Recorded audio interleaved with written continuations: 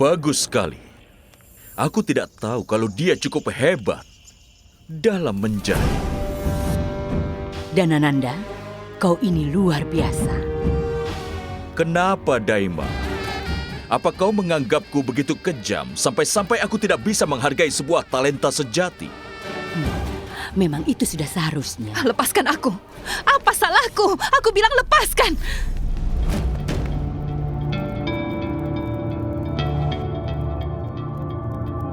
Apa kau tahu soal pakaian ini?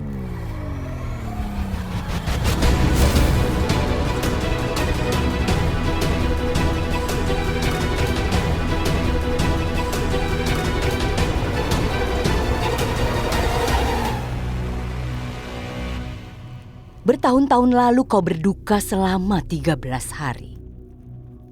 Karena putramu telah meninggal. Kau ingat itu kan?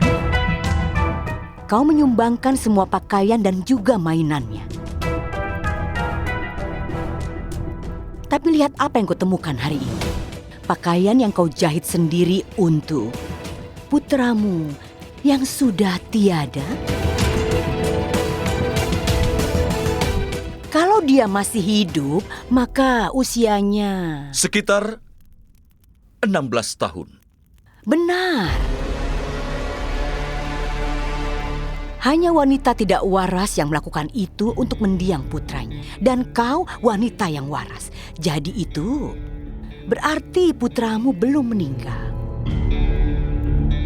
Itu juga berarti selama ini kau telah menyembunyikannya dari kami. Dan kau telah berbohong. Semua orang tahu bahwa putraku telah tiada. Keras kepala, benar-benar keras kepala. Lalu baju siapa itu? Kenapa kau mengada-ngada, Daima? Aku sama sekali tidak tahu apapun soal pakaian itu. Menemukan pakaian asing di dalam istana adalah sebuah pertanda buruk atau sebuah konspirasi. Maitri!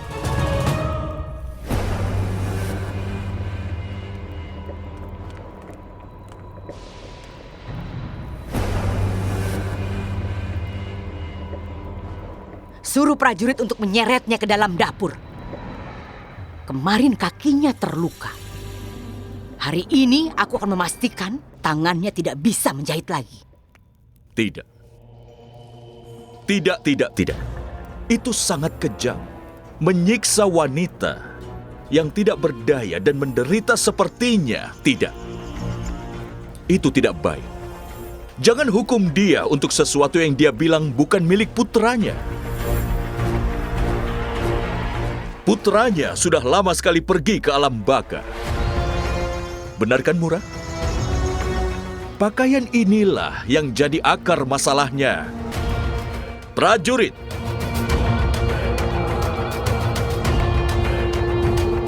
Jika tidak ada pakaian, maka tidak ada kecurigaan. Jangan!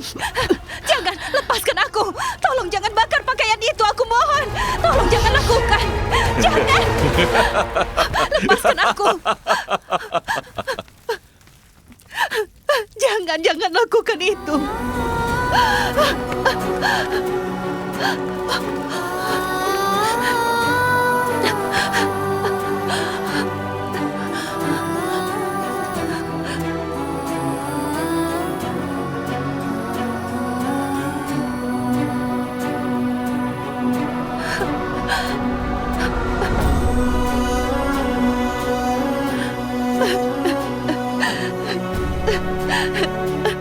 Daima, saat aku kecil, kau biasa bercerita kepadaku. Oh ya, tentang Holika. Holika terbakar dan Prahlad selamat. Dan Prahlad mewakili kebenaran. Pakaian itu terbakar dan kebenarannya ada di hadapan kita sekarang. Bahwa putranya masih hidup. Tetapi, ada di manakah pangeranmu itu, Murah? Aku tidak tahu. Aku tidak pernah melihatnya selama 12 tahun. Aku tidak tahu di mana dia dan sedang apa dia.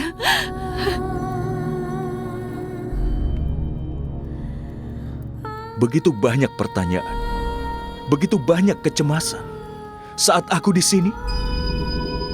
Tidak.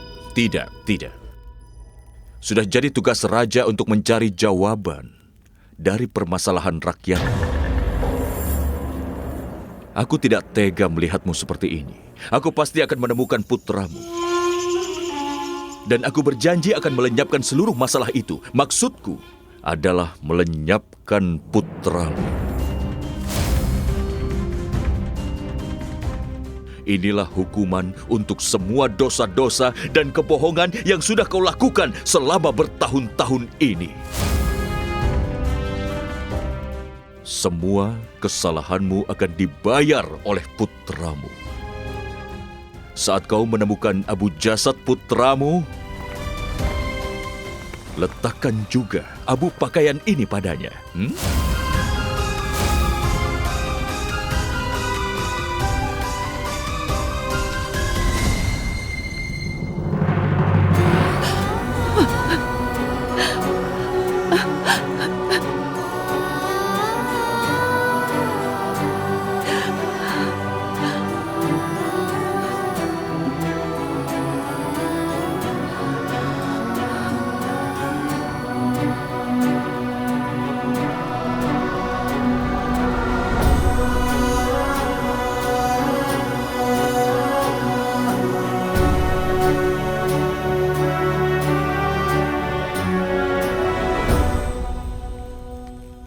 Kau tidak perlu cemas, Danananda. Raja sepertimu bisa menemukan anak itu dalam sekejap. Tidak lama lagi dia akan ada di hadapanmu. Yang Mulia, anak itu menolak menerima tawaran Yang Mulia untuk menjadi pangeran dalam sehari. Dia melarikan diri karena dia tidak kenal takut. Sama seperti anak itu, dia tidak terintimidasi oleh kekuasaan dan juga posisimu. Seperti itu jugalah putraku tidak akan merasa takut kepadamu. Tapi dia tidak akan lari. Dia akan datang. Dia pasti akan datang.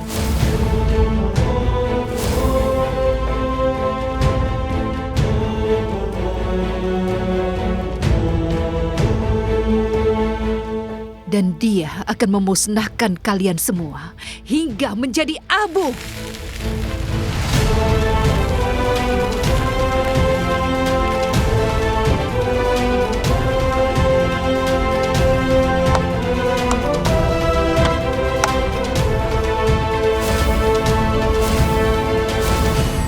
Prajurit, apa kalian tidak dengar tantangan pelayan ini padaku? Cepat temukan anak itu.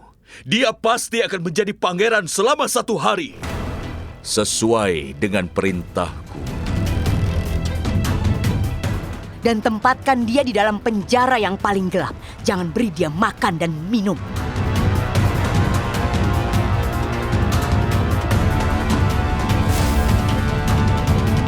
Kalian telah melihat anak itu.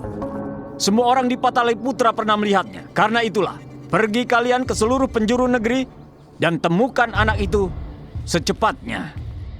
Lalu bawa anak itu kemari. Aku rasa itu tidak perlu.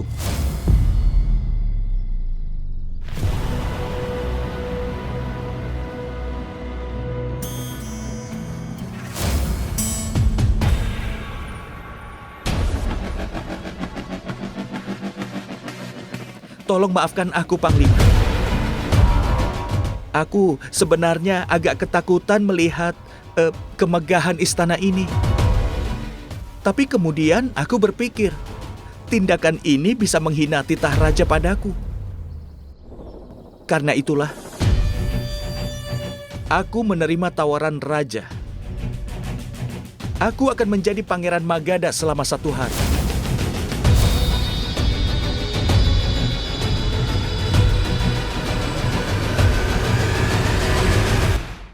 Dia telah merusak barang-barang milik kita dengan menuangkan minyak mentah. Jika anak itu berani datang kemari lagi, akan kujadikan dia umpan hewan buas, dan kupastikan dia tidak akan selamat.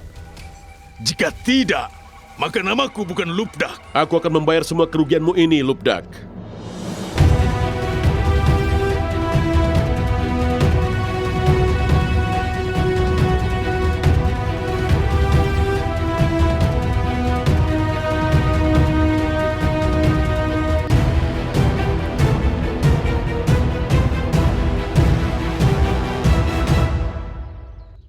Kau terlihat seperti seorang pedagang.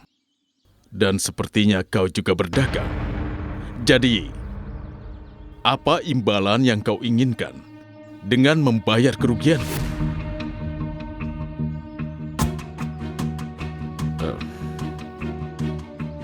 Hei, kalian pergi. Tidak banyak. Aku hanya butuh informasi. Beritahu aku tentang anak bernama Chandragupta. Chandragupta? Aku tidak ingin bicara tentang dia. Dia adalah ular, dan dia juga seorang penipu. Dia pembohong, dan dia tidak bisa dipercaya. Anak itu tidak akan pernah bisa dikendalikan olehmu. Aku mengerti itu. Akan tetapi jika dia memang sulit untuk diatur, kenapa selama ini dia masih bersamamu? Kenapa dia tidak melarikan diri? Kenapa dia menjadi pelayanmu? Dia bukan pelayanku. Dia bersamaku karena dia benci pada ibunya. Itulah yang membuat dia tetap dekat denganku. Benci? Akan tetapi dia selalu membawa gelang ibunya kemana-mana, kan? Kau terlihat bijaksana, tapi sepertinya kau tidak mengerti. Kebenciannya jauh lebih besar daripada rasa kasih sayang pada ibunya. Gelang itu dia bawa sebagai pengingat akan balas dendam pada ibunya. Ibunya yang sudah menjualnya sebagai pelayan demi beberapa koin. Kebencian bisa menutupi kebijaksanaan seseorang. Dan buktinya adalah Chandragupta. Lubdak, kalau kau tidak mengatakan yang sebenarnya, aku akan menghanguskan seluruh rumahmu. Tunggu! Tunggu! Aku akan memberitahumu. Dia ada di istana. Dan dia sekarang ke istana untuk mencari ibunya. Apa? Kenapa ke sana? Bagaimana dia bisa menemukan ibunya di sana? Dia akan melakukan apapun. Dia akhirnya tahu bahwa Raja Danananda juga menjaga ketat ibunya di dalam istana itu. Dan si payah itu langsung pergi ke istana. Entah keributan seperti apa lagi yang akan dia buat di sana. Chandragupta kini dalam masalah besar.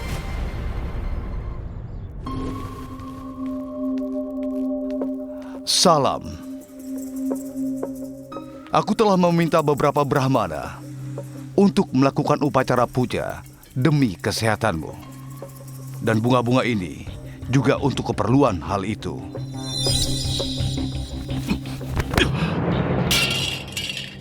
Bunga-bunga ini tidak akan bisa membuatku tenang. Tidak juga dengan upacara puja. Aku baru bisa tenang setelah aku balas dendam.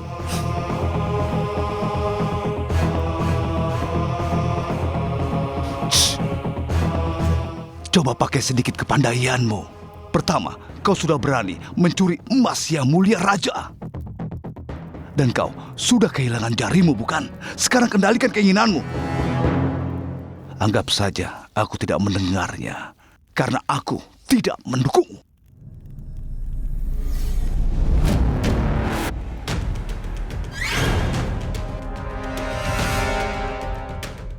Bukan balas dendam pada Danananda, tapi aku akan balas dendam pada anak berandal itu. Karena gara-gara anak itu, aku jadi kehilangan jariku. Inilah bukti dari pencurinya, Yang Mulia.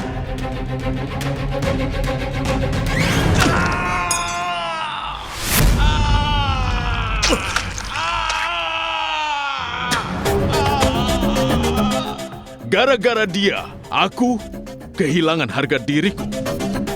Dan juga jari tanganku yang sangat berharga. Aku mendengar kalau Yang Mulia Raja mengundang anak itu.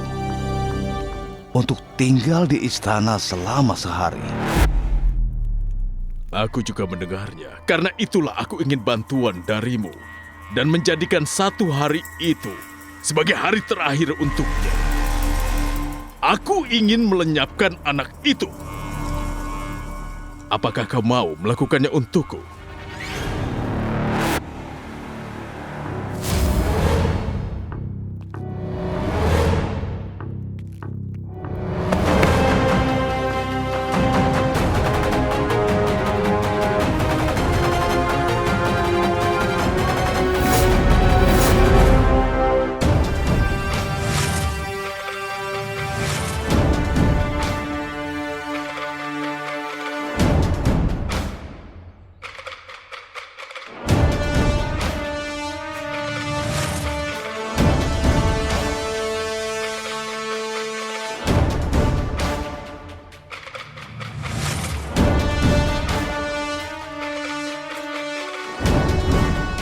Aku tahu tujuan utamamu adalah mencari tahu di mana ibumu.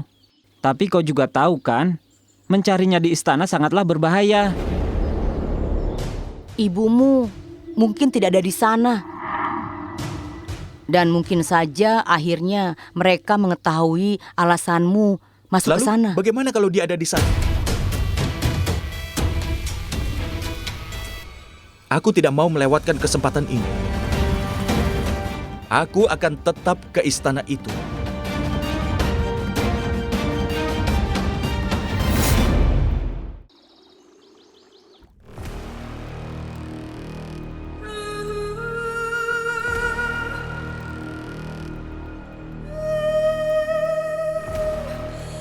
Kau pasti akan datang, Chandra. Kau akan melewati seluruh rintangan dan mara bahaya. Kau pasti datang, nak. Kau pasti datang, putraku. Sekarang bagaimana, Acarya? Kita harus lindungi calon raja. Chandragupta telah mengundang masalah dengan memutuskan pergi ke istana. Aku harus mengeluarkannya dari sana. Akan kulakukan apapun juga.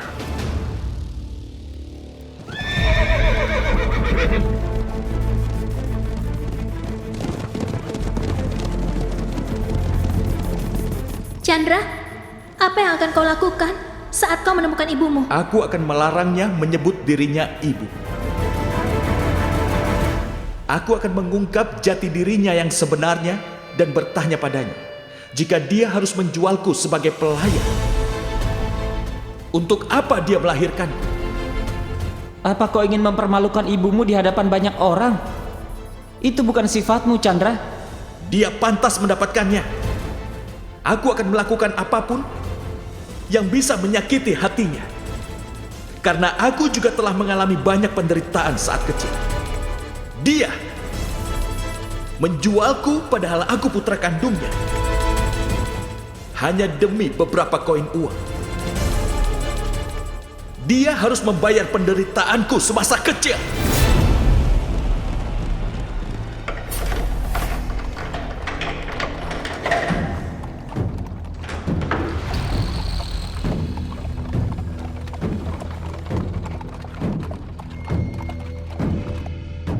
Istana itu sangat luas, Chandra. Begitu luasnya, mungkin butuh seminggu untuk bisa mengitari seluruh penjurunya. Ribuan orang tinggal di sana. Lalu bagaimana kau akan bisa menemukannya? Hanya dalam waktu sehari. Menurut Lubdak, dia bukanlah wanita biasa, tetapi wanita yang dikagumi oleh Yang Mulia. Dan dia diperlakukan seperti ratu. Jadi tidak akan sulit bagiku untuk menemukannya. Tapi kan kau tidak tahu bagaimana wajahnya. Bahkan kalau dia muncul di hadapanmu, bagaimana bisa kau mengenalinya, Chandra? Bagaimana bisa mau menjalankan rencanamu di hadapan raja? Aku merasa bahwa raja akan terus mengawasiku dengan ketat dan memastikan aku akan selalu dekat dengannya. Tapi aku akan berusaha membuat situasi di mana raja terpaksa menampilkan wanita itu di depanku. Tolong pikirkan baik-baik. Ini sangatlah sulit.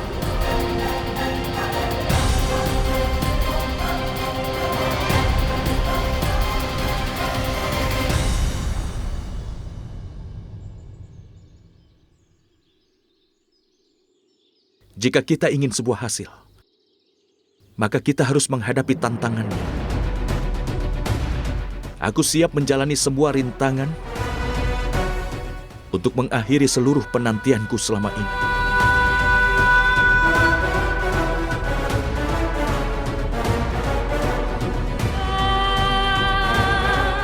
Aku akan datang, Bu, untuk membalasmu.